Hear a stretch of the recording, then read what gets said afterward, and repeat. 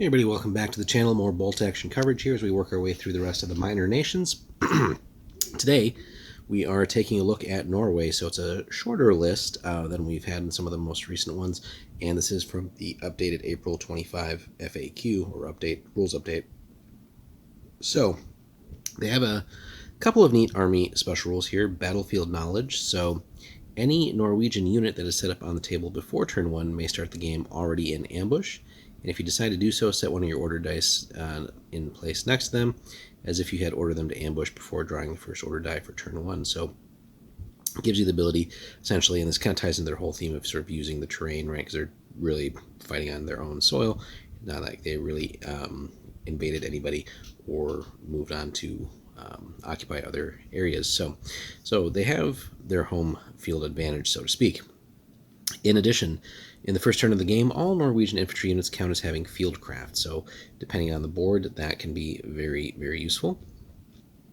And then also, when attempting an outflanking maneuver, as described in the rulebook, Norwegian units ignore the -1 modifier to the order test for coming out of the table. So again, taking into effect like their knowledge of their home terrain and really thematic use of that here. So really a potent combination of rules here for just, again, getting advantages. And they'll need it because, again, it's a very short army list, so they do lack in a lot of the toys that you would see the major nations have. So they have to make up for that with tricks, essentially. So on the HQ side, they get their platoon commander options there, first or second lieutenant, company commander options as well. And again, your typical commander setup here.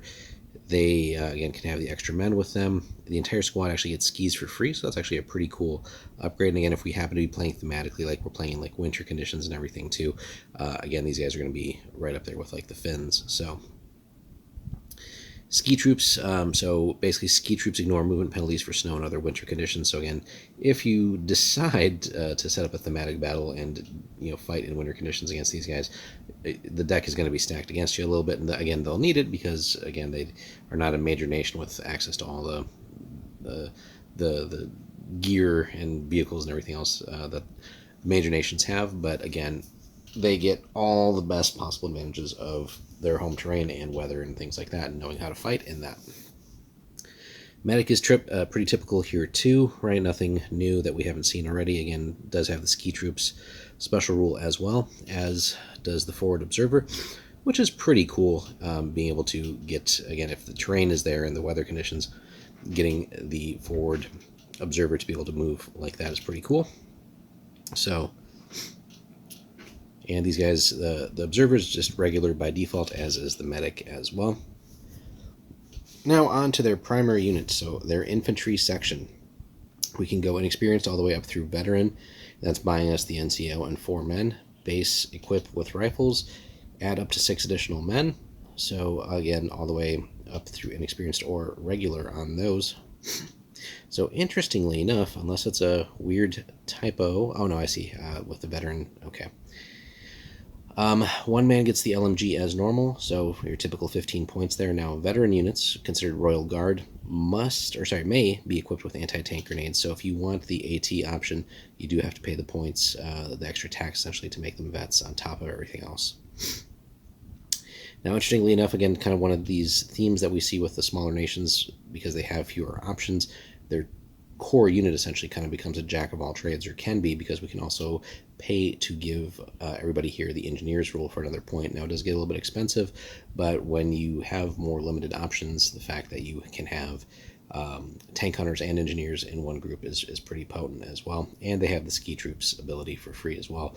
So considering what other factions would normally maybe have to pay for access to something like that, the fact that we get it here for free is pretty cool. But your bog standard infantry squad, and we can have plenty of flexibility here. Our main firepower is going to be that LMG, but we can go with small squads all the way up through the full size, and inexperienced all the way up through veteran as well. But veterans is where we need to go if we want all the toys. So then they also have the MG teams.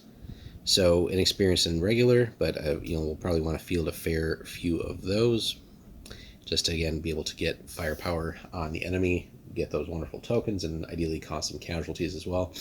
So we will provide superlative firepower there. The pintle mount, the machine gun may have a pintle mount tripod for +5 points. Again, ski options as well, so pretty cool that you can ski around with these weapon teams. But it is a medium machine gun, so that's going to give us a little bit more heavy firepower compared to the light one that these squads are toting. So, and the reason for the pintle mount for that extra 5 points is we can get the flak rule, so it gives us a little bit of flexibility in dealing with enemy air, should that be a thing that we encounter. Now, then we go on to the sniper team. Again, also going to be super useful, and ski troops there as well, so pretty thematic too, being able to ski around, get to a new position, keep sniping, but definitely going to need their abilities as well. And we do have the mortar team. It's a light one. We can and probably will and should upgrade to the medium for the points. We don't have much else to spend on, right, aside from just more infantry. Mediums can get the spotter as normal, so again, your bog standard medium infantry setup, but that's going to give us some indirect firepower and hopefully help with whittling down enemy infantry coming in, digging out teams and other stuff like that, and kind of counter battery fire as far as that stuff goes. Then on the vehicle side, we're going to do that first just because it's basically common vehicles only, so your bog standard like trucks and stuff like that. They don't have tanks. There's no tankettes. There's no armored cars. This is a basically infantry only list, guys. Where they're going to get any ability to interact with enemy vehicles as far as like scare them, aside from like the tank hunters that the infantry will have, which you're probably going to spend a lot of points on to get that, so it's going to be a lot of vet squads, but you get a little bit of field artillery, and it's not much. It's a light howitzer of all things. So if you got the points, probably want to take some, again, for the ability to lay down some fire, but with the light howitzer, it's not as scary, of course, as its medium and heavy counterparts, but it is at least something. But that is Norway in a nutshell, guys. So there's not many choices. You're basically, I think, gonna build a very solid core of infantry with accompanying special teams, and just take advantage of your rules, and especially if we're playing thematically versus like competitively, we're gonna take advantage of weather and other deployment shenanigans and things like that, and really, again, play the mission as much as possible, right, with this, using outflank when it's relevant and available, and just being very smart with our engagements. The fact that we're kind of somewhat one-dimensional because of our limited choices means we should definitely focus on being the best that we can at that, and providing superlative firepower as far as dealing with enemy infantry. We should be able to go toe-to-toe for the most part, and again, just kind of focus enemy units down and make them kind of just eat a lot of pin tokens and stuff like that to keep them out of action, and then just mitigate the damage from vehicles as much as possible. We're gonna have to get in there with the infantry, do our anti-tank grenade things if we can, and just hope for the best. Right now, maybe we can get some lucky shots with like the howitzer, maybe even the mortar action if we can drop it on some lighter vehicles and stuff like that, and just kind of, again, limit the damage that the heavy vehicles can do. The fact that we don't have any vehicles for the tanks to shoot it with our AT, by and large, will kind of make them a little bit less effective, but they'll probably mainly switch to their machine guns since we have infantry. The things that would be scary for us would be the like self-propelled howitzers and the like, and I'm trying to think other things that would just have ridiculous machine guns, certainly like American tanks and stuff like that.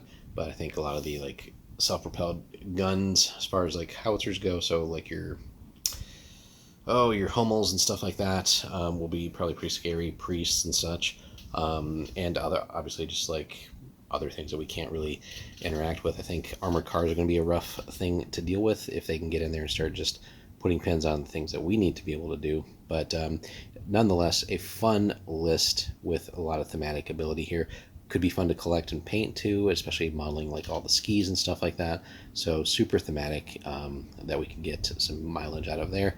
Don't think there's necessarily any Norway specific minis unless somebody wants to point that out in the comments, but we can kit bash some of the I think like Winter Germans and just do some swaps here and there to make it look unique for these guys. And I think Warlord has some finished models and stuff too, so we can kind of mix and match, I think, a little bit there to come up with something cool. But let us know, guys, if you've played Norway in this edition and how those games have gone. What have you typically played? Are you playing more thematic, or you're trying to even make these competitive, hit us up in the comments, like and subscribe, and we'll see you in the next one. And also, if you want to support us, check out the pinned comment, and anything you pick up from Warlord there helps out the channel. Thanks so much for watching.